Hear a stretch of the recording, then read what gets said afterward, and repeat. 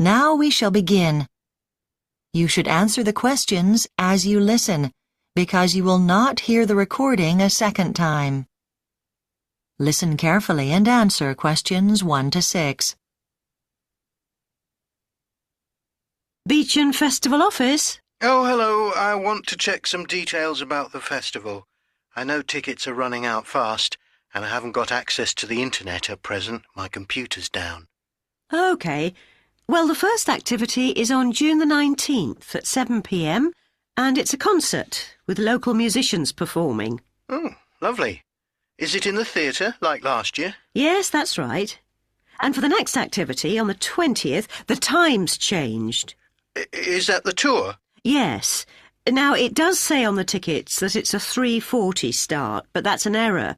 There wasn't time to update them, unfortunately, so it should say 4:30 instead.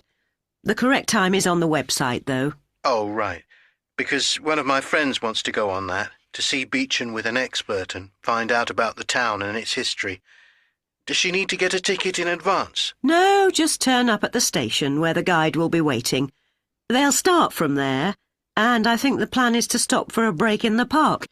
And there's no charge for the tour. And the tour will finish with a visit to the 16th century mill where they used to make flour. It's recently been restored. Fine. And then on the 21st, there's an all-day event for children. Oh, that could be good for my visitors. They're bringing theirs, you see.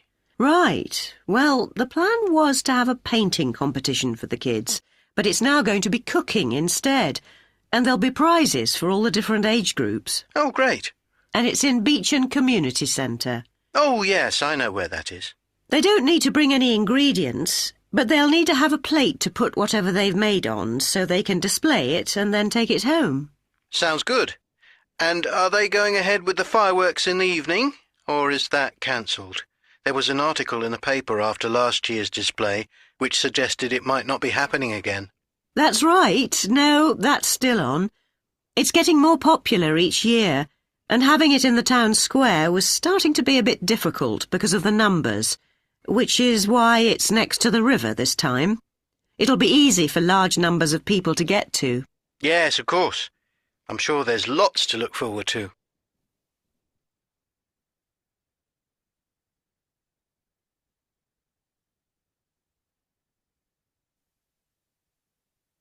Before you hear the rest of the conversation, you have some time to look at questions 7 to 10 on page 2.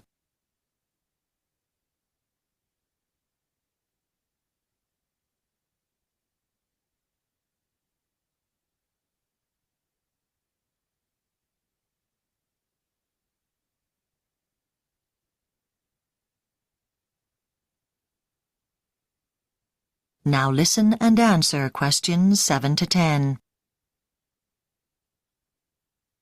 OK, now, I just want to check how it's going to impact on me as a local resident. I mean, some people last year thought it was too noisy at night. Yes, I know. And that's why this year, evening events won't go on beyond 11:15. I know previously some activities lasted until 11:45. And the new time applies now to all the events, every evening. OK. And another change, perhaps you know about this already, is that because of high visitor numbers, parking in the town centre isn't going to be allowed. It'll be outside town. Oh, yes, to keep the streets clear, I suppose, for all the visitors. I did know, actually, and it's not really going to be a problem for me. Right. I mean, I can just walk into town from my home. OK. Well, anyway, if you want to check any more details about the festival, once you're back online, you can look at www.events.com. And you'll be able to comment on what activities you enjoyed, and what would really help the organisers would be if people could use the website to give feedback about what they enjoyed and that kind of thing. This will help them plan for next year. That's probably a good idea. And with pricing, I know local residents...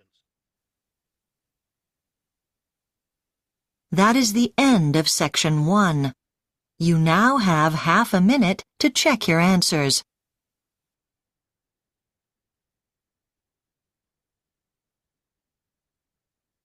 Part 2. You will hear the head teacher of Rivermead School talking to a group of journalists about facilities at the school that are open to the general public. First, you have some time to look at questions 11 to 14.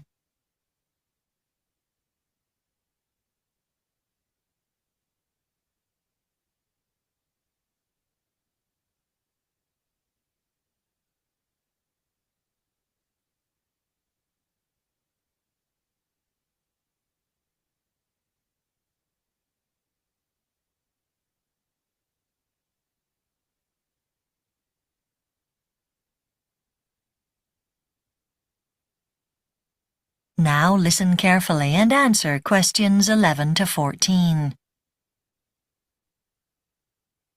What I'd like to do at this meeting is to tell you a bit about the facilities that Rivermead School offers people in the community. I'd like to start by talking about the new theatre that we've just opened in our school. Its mission is to maximise opportunities for local audiences to experience productions of the highest quality. Amongst other things, this will involve offering a place where professional drama companies in the area can perform. But there'll also be opportunities to host national and international companies, both those which are up and coming and those which have already established a reputation. Details of our first season's theatre programme are already online. I hope you'll agree that it looks very exciting. As well as music and dance, there'll be drama from modern writers, and there'll also be a high proportion of shows aimed at children and families. You'll notice that there is one empty space in November. That's because the Chinese state acrobatic troupe have had to cancel their visit, but hopefully we'll be able to announce a replacement very soon. Now, we're often asked about the theatre's sources of funding.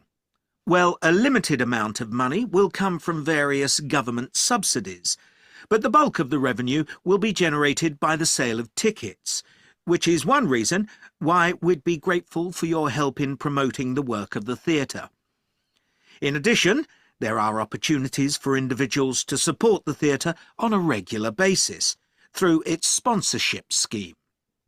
The benefits to donors include access to rehearsals and to show previews. But the new theatre isn't the only facility which is open to everyone. The school also has a small museum. This holds various objects that were found when the ground was excavated to lay the foundations for the building, as well as other historical objects. Entrance to this is free.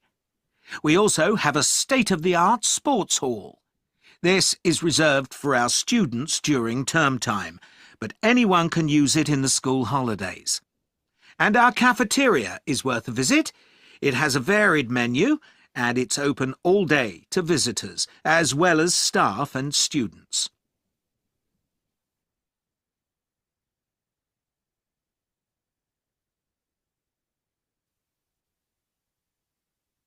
Before you hear the rest of the talk, you have some time to look at questions 15 to 20.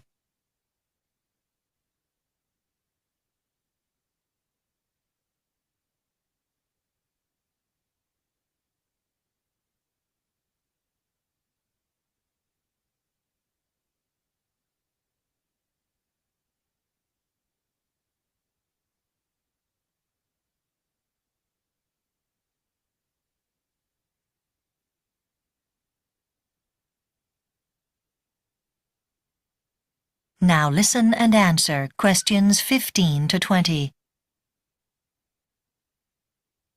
Right. I'll just point out some things on the map of the school campus I've given you. First of all, the theatre. That's opposite car park P2 on the south side. You're not allowed to park anywhere except in the car parks. There are two marked on your map, P1 and P2, but there's a new car park which has only just been completed, and that's at the most northern end of the campus.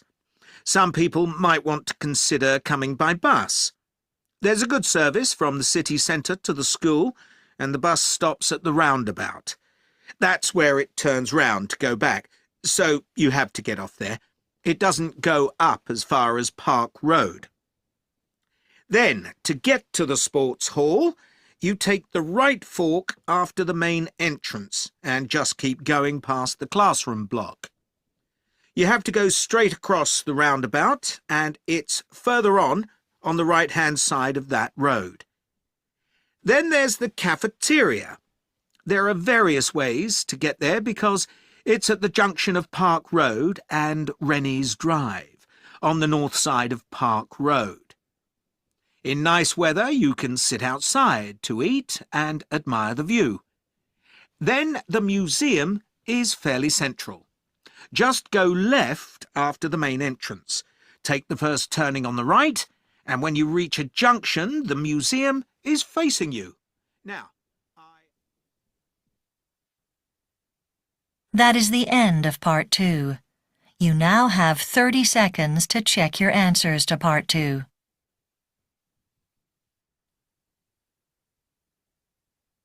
Now turn to Section 3 on page 6. Section 3. Following instructions from their tutor, you will hear two economics students called James and Anna discussing a recent survey about the cost of buying a house in New Zealand. First, you have some time to look at questions 21 to 25 on page 6.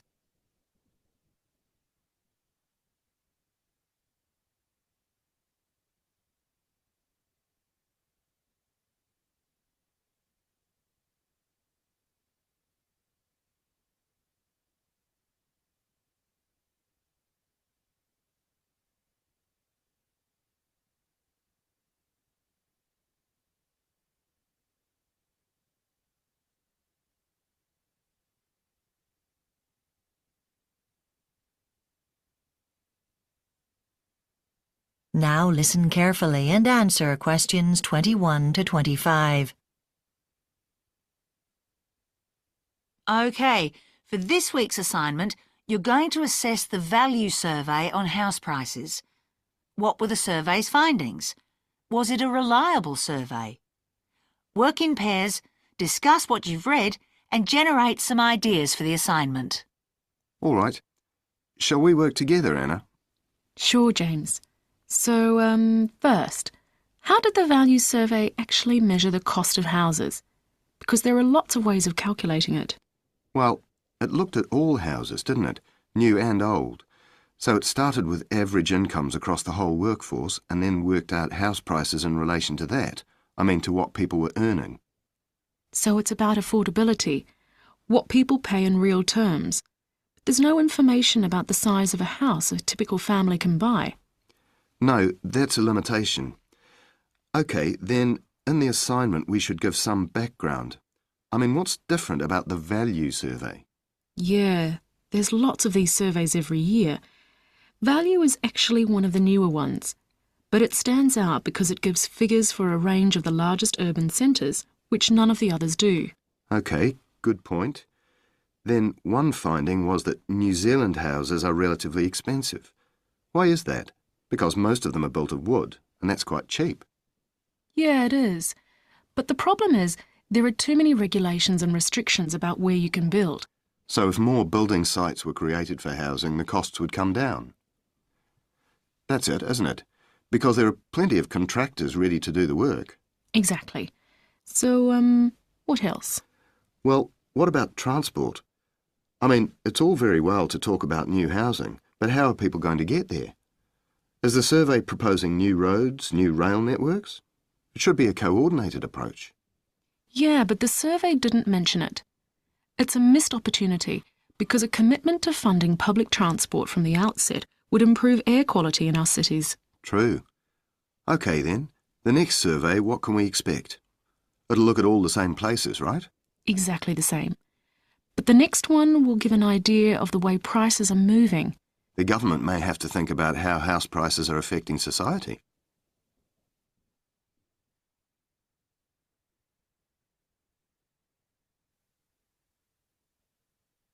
before you hear the rest of the discussion, you have some time to look at questions 26 to 30 on page 7.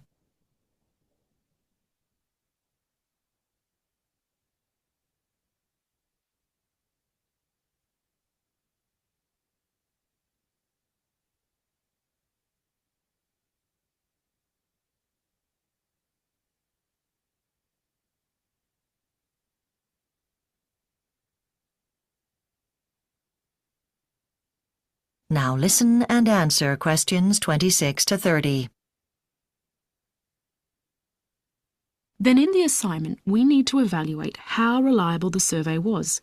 So we should look at some of the criticism made by commentators. Okay, so there's the economist Andrew Coleman. He actually questioned whether the survey was money well spent, because it only looked at a single year in isolation. A year when it was difficult to borrow money to buy a house, pushing up costs. So he thought the survey should consider a longer time frame. Did you get that article by Professor Massey? Because he's the leading authority on this topic. Yeah, interesting. He realised the method used to calculate how much money people had didn't take savings into account. So actually, people looking for a house were richer than the survey shows, making houses cheaper in real terms. All right. Then Richard Bernard, his criticism was original. He found out they were using quite outdated software to process all the information they gathered, which was crazy because they actually had the money available for an upgrade. So even though it was a highly regarded team of people, the way the statistics were interpreted was open to question. Okay, then Professor Lowndes. He thought the report was just badly written. That's right. After all the work that went into gathering valid information, the finished report was just too long and weakly structured, and there was too much unnecessary detail. And the last one, Maria Darling. She made a point about the properties that were evaluated. There weren't enough of them, you mean? No, it wasn't that. But they were never identified for privacy reasons. But she thought the actual properties used should have been revealed, you know. The process should have been transparent if the people are going to have full confidence in the survey. Right. So a lot of criticism. Yeah, but this sort of research is often controversial. That is the end of section 3. You now have half a minute to check your answers.